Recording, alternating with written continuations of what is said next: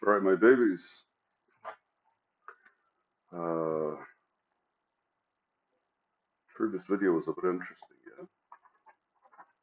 But this video is the processing squeeze, and what I'm discussing is short-term memory, long-term memory, and established slash inherent existence. And I'm explaining it as warehousing slash basement. There's a processing mental framework in the form of a house. There's a shelf, there's a package, and there's a storage room.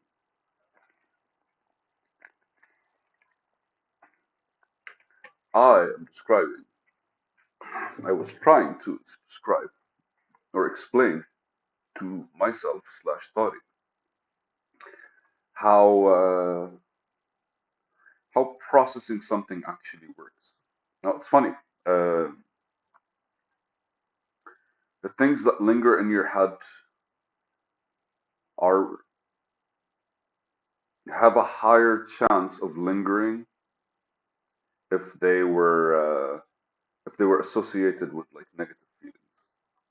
And that's the human bias. I feel like the brain, not the mind, the brain is wired that way for any event that's considered traumatic, for it to expand to for like the neurons to instantly connect.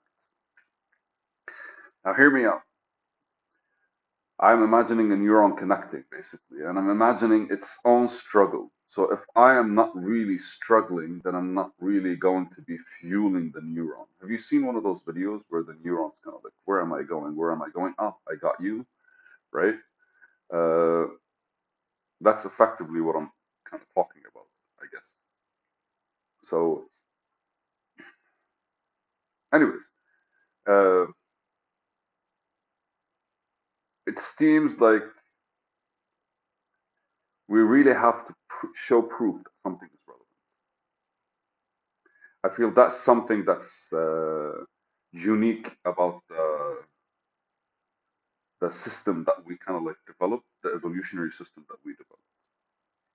We really have to show proof of authenticity. As in, like, yes, I'm interested, right?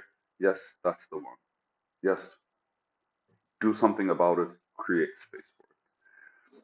And so the reason I'm thinking this way is because, like, the actual here, the processing squeeze is about three things. It's about the short-term memory, long-term memory, and established memory.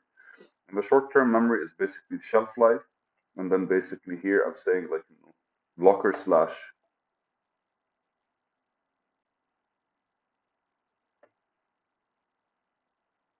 cartoons, like cartons, like boxes, and the established inherent existing memory is basically the actual basement of the house. And what I did is I mentally kind of like really took a house and I split the different parts of it. And I imagine most of the time we're spending either in the room or in the small. Every room has its own kind of like designed purpose, right? And so anytime you're in a certain room, and like mentally, by the way, like physically traversing through your house, that's why there's like one of those when you're in a room and where you're in an environment, there's things that are happening and you go like, yeah, yeah, yeah, yeah, and then you dive into a different environment and then half of them kind of leave. That's where the phenomena of I'm going to the kitchen to get something. But the minute you leave the room you were in, you forget why you left, and then you go like, oh, okay. When you go back, you kind of like remember because you go back, you remember the process that led you to leaving, which brings back the memories that were kind of like on the shelf, but specifically for that room, for that environment. So there's that kind of like structure where you kind of like have something, oh, okay, it's interesting. And then you kind of have to show proof that it's more than that. And as you show proof that it's more than that, it kind of like lingers for a bit longer. So it goes from being in a shelf to being in like a container, a package, somewhere basically. Like, okay, this is relevant enough for us to keep in the house, right? Because anywhere you go in the house, you need access to that memory. And again, like the house being your mental framework, your brain, your mind, that kind of stuff. So you learn something or you approach something or something's interesting or piques your attention, right? That's basically what we're trying to get at. We're always trying our best to establish that we're not claiming and we're not labeling, but we're not we're not making a statement towards anything. Something caught our attention, and we're giving it that energy. That's it. And when we give it the energy the first time, it's there. It shows us something that's interesting enough. But like everything in life, like for example, this bottle, like this, you can only see as, I don't know, you can only see what you're exposed to. You have to kind of like dive deeper. Like you have to, if this it's this bottle, I have to read the fine print because the first thing I see is a transparent bottle that could hold water, but right now holds water and basically has writings in it. And then the details are, oh, it's written in English. There's also Arabic writing here. Oh, there's a bit of data here. That becomes more of I'm diving and I'm intentionally giving the bottle attention by giving different parts of it attention, right? I'm expanding. That is where kind of like the struggle comes, or where the proof of concept, right? Because like when your teacher explains something, goes like, "Oh, I understand it." And when the test comes, you're like, "I thought I understood it," but the truth is like you understand the whole thing. But the things that matter, or the things that make it a thing, are not things that you gave attention to, which literally means that you like, failed on absorbing or taking whatever you understood and creating it and storing it in a different space. Our goal, as always, will be, and should always be, what getting information in order to get an understanding, and getting an understanding in order to attain knowledge. So, there are many things I can understand about a simple bottle of water.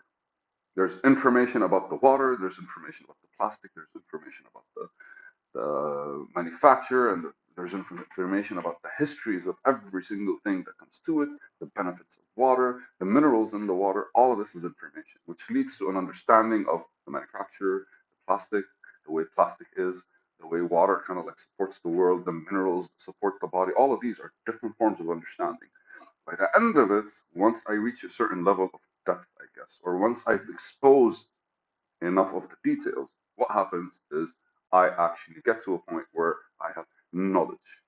Now, again, like I have knowledge pertaining the combination of this specific things, water in general, plastic in general, companies in general, corporations in general, right? Because like learning about a company, I could probably apply that knowledge on other companies, right? But that information is specific for this company, but there's information that's shared, so that basically becomes knowledge. And it's the same for something to become knowledge. You kind of like have to show enough interest in order for something to get from information to understanding. And with enough interest and understandings on why you understood them, and like a bit of practice maybe, or a bit of engagement, or a bit of like kind of like different opinionated approaches in order for you to kind of like test your understanding, you end up with like sub not sub underlying formulas of like where that understanding developed from, and that is what I would call knowledge. So here again, it's your mental framework in the form of a house. Then ultimately, the first time you learn something is you put it on the shelf, and the second, and as you look at it more and more, and you grab it and you hold it, and then you realize the next time you go to a different room, you kind of think about it, right? So you're bringing it with you, so it's no longer just on the shelf. What is it coming? It's kind of like coming in a package, in a small box that kind of represents its significance to the whole house, not to the room. The room represents an environment. An environment could be a workspace, it could be like outside world, it could be like around family, it could be around coworkers, it could be around your dog, it could be just around your hobbies, your interests. All of these are different environments and they pertain information. And this information is what we're playing with until we kind of like expand them. So once enough information about something is kind of like stored in a box, then you're closer to an understanding because now anywhere you go, you understand enough to bring that information out. And the idea here is short-term memory, long-term memory, and established memory, inherent existing memory, which means now whatever it is, it's no sorry, like short-term memory, long-term memory, and established information, I guess, or something. Because you remember stuff, right? But there are some things that it's not you remember, they just come out of you naturally. It's because you've been exposed to them enough that they're a part of your, I don't know, I want to say creative expressive act. because ultimately, the I don't know, looks like that one time you sat when you were having a conversation with somebody older than you, and like you actually were able to listen because something happened that clicked in your head, and the world kind of like changed. And so when that happens, what do? You kind of like go around and like, Yuki, like from now on, I'm approaching the world completely different way, simply because that perspective was able to kind of like switch on or switch off, or just kind of like, a new space lit up within the world in front of me for me to kind of like see. And so those kinds of things are, they become like innate and inherent here, inherent existence, innate. And I explain it as a full-on warehouse because, like, we are really thinking about the conscious space within your. We're thinking about the conscious space that you look at. That's basically where I'm giving attention to, where I'm intentional. But the truth is, like, your power kind of like comes up from the unconscious, from what is nested, and you don't have to deal with it, and you don't have to interact with it. And so, whatever it is that's in memory, and I'm gonna say that these are basically the beliefs that we kind of like structured. These are kind of like integrated step by step into coming into becoming kind of like the baseline of where we work, which is basically the underground storage room, or the warehouse under the house that allows the house to basically hold information, explore, build different rooms, and level up and rank and all that good stuff. I don't know what I was talking about, but I love you guys, and it's been a video.